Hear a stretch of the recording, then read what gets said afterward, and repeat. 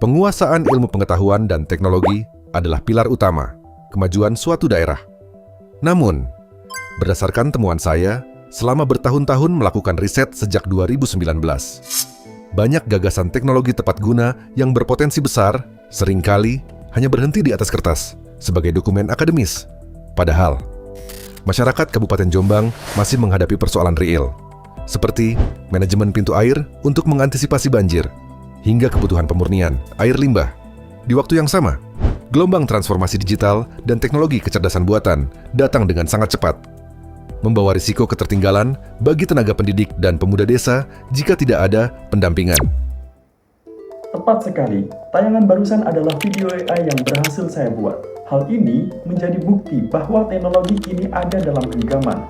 Pertanyaannya bukan lagi apa yang bisa dilakukan dengan teknologi, tapi apa yang bisa kita lakukan dengan teknologi tersebut untuk masyarakat.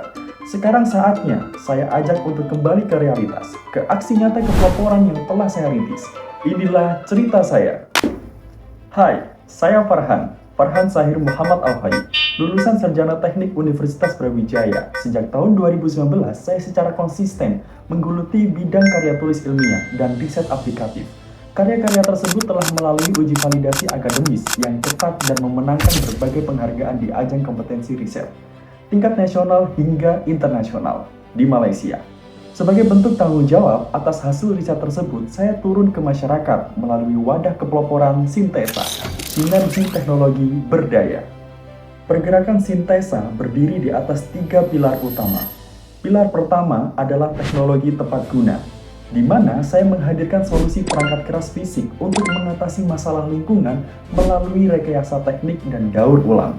Inovasi pada pilar ini meliputi 1. SIBISA, sebuah perwarupa sistem manajemen pintu air cerdas berbasis kecerdasan buatan untuk memitigasi luapan banjir ganda dari hulu ke hilir. 2. Tirta Bening, alat penjernih air berskala mikro menggunakan metode elektrokoagulasi dengan filter aktif untuk memurnikan limbah cair rumah tangga. 3. Power BB, Power Bank Buyback, sebuah inovasi tas pinggang yang dimodifikasi dengan kipas komputer bekas untuk menghasilkan pembangkit listrik kinetik secara mandiri.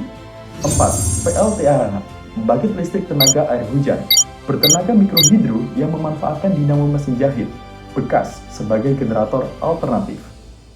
Pilar kedua adalah inovasi edukasi digital yang berfokus pada pengembangan perangkat lunak untuk mengubah cara anak usia dini belajar menjadi lebih visual. Inovasi ini terdiri dari AR Cup Education, kartu pengenalan huruf berbasis teknologi realitas yang mampu memunculkan objek visual 3 dimensi saat dipindai menggunakan gawai. Kedua, Gamma Education, sebuah game edukasi yang terintegrasi dengan kecerdasan buatan untuk menyesuaikan tingkat kesulitan permainan dengan kecepatan belajar anak-anak secara aman. Pilar ketiga adalah gerakan literasi dan pemberdayaan. Ini adalah inovasi sosial untuk meningkatkan kapasitas sumber daya manusia dalam menghadapi disrupsi teknologi. Pergerakan ini meliputi pertama, Guru Pintar AI, sebuah program pendampingan bagi tenaga pendidik untuk mempercepat penyusunan kurikulum dan modul ajar yang interaktif. Kedua, Kolektif Pemuda Digital, wadah kolaborasi untuk mengedukasi karang taruna dan penggiat budaya agar mampu memanfaatkan teknologi dalam pengelolaan manajemen organisasi. Dan yang terakhir, Buku Saku AI, sebuah buku pedoman dengan bahasa yang sangat aplikatif untuk memandu masyarakat awam memahami teknologi dari nol. Inovasi teknologi tidak boleh berhenti hanya sekedar menjadi digitalisasi, melainkan harus menjadi alat pemberdayaan yang mampu menyelesaikan masalah nyata di akar rumput. Kepeloporan Sintesa telah membuktikan bahwa pemuda Kabupaten Jombang tidak hanya sanggup meneliti secara teoritis, tetapi juga mampu memimpin perubahan langsung ke masyarakat. Bersama Sintesa, mari kita wujudkan masyarakat yang mandiri, cerdas digital, dan berdaya saing.